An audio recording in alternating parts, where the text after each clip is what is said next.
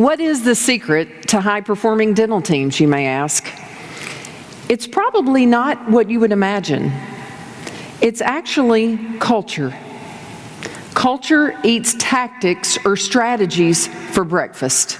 Peter Drucker said that.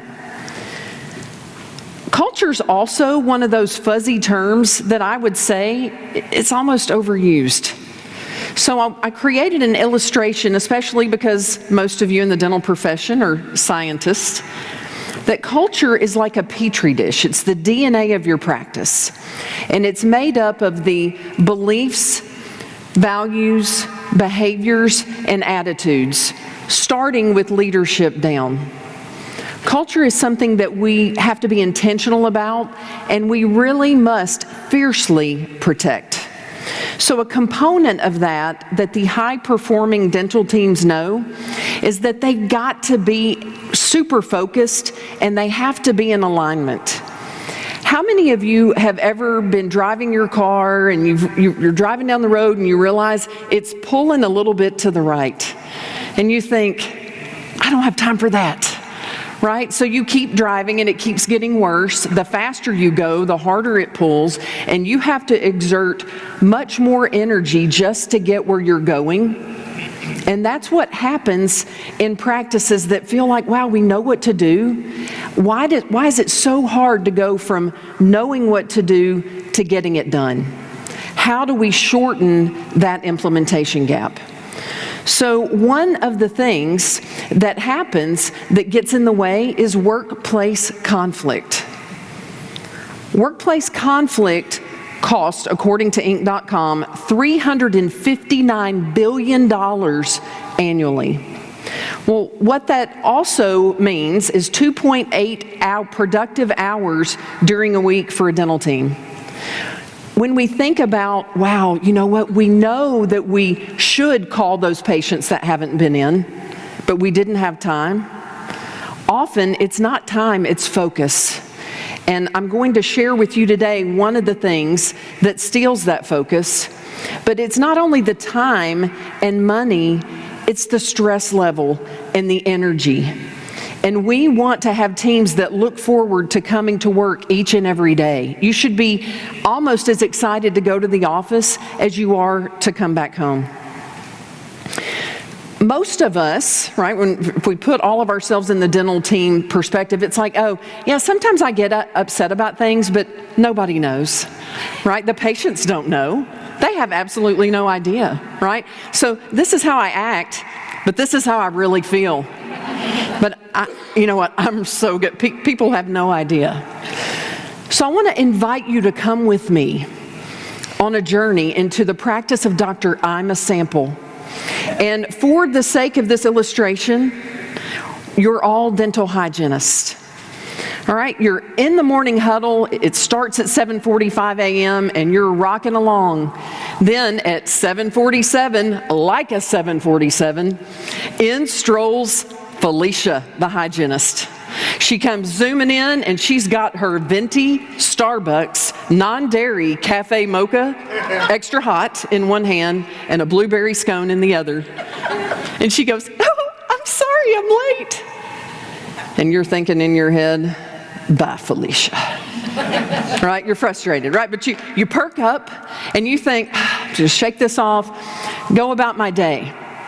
So it's now, we rolled the clock forward, it's been a busy day, it's 4:10, and you have a hygiene patient that should have been booked for scaling and root planing, but they were booked for prophy, right? So you are already up to your armpits in all sorts of gunk. And you look at the clock, 4:10, because you hear Felicia's voice. Sounds like she's walking down the hallway and saying, bye everybody, I'll see you tomorrow. You look up at the schedule and you realize her last patient of the day no-showed. She didn't even ask me if she could help me with anything. And you glance up and not only did you hear her, but you see her doing the parade wave on her way out the office with her purse on her arm. So you look up and in the corner of your office, you now have a visitor, an unwelcome guest. Meet the bitter baby.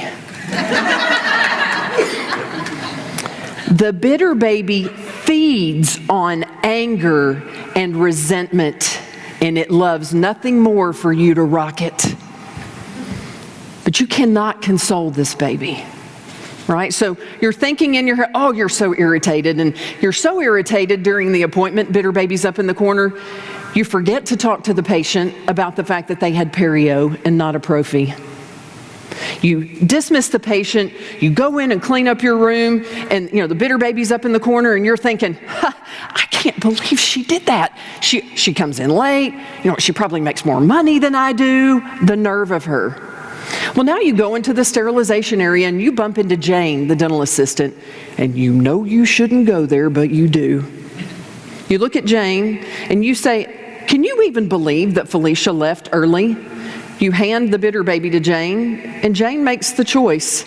She takes that bitter baby and she says, oh, tell me about it. And last week she didn't even empty her garbage 2 days of the week. You grab that bitter baby back as you're heading out of the office, you put it under your arm, and you're driving home, and the whole way home you're like, oh, and I totally forgot what she did last week. Well, your spouse is so used to you bringing the bitter baby home that he's already set a place for it at the table. Right? All three of you are having a conversation. And then you shake it off a little bit, you Netflix and chill, until you get up the next morning to go back to work. Guess who's in the driver's seat of your car? Woohoo! Who are we going to be angry at today? So the whole way to work, instead of thinking about, wow, how can I be more consistent with using the intraoral camera? What kind of value can we create today? This has occupied the space in your mind. Unresolved conflict causes teams to pull away from each other. What can we accomplish when we're not working together?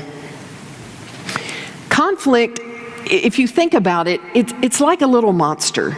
So if you had two people with a monster in between them, it would still be fairly easy to have a conversation with that cute little baby monster. Oh, he's so cute, squeak, squeak. But if it's not addressed, it grows into this smelly, acne-faced, irritable teenage monster that you really kind of want to avoid. If it's not handled, it becomes an ex-spouse-like horrific. And you think, ain't no way I'm going to come together and talk to them. It makes us rock the bitter baby. You cannot focus on rocking the bitter baby and doing your best at work. So what high-performing teams know is they just say no to that bitter baby. And they come together to create magic. And that is the difference. Most practices know what to do. How many times have you been somewhere and you're like, oh, we know that. When did we quit doing that? What's preventing us from making that happen? Right? If you want to shorten the implementation gap and create results that you never thought possible, say no to that bitter baby and come together. Thank you.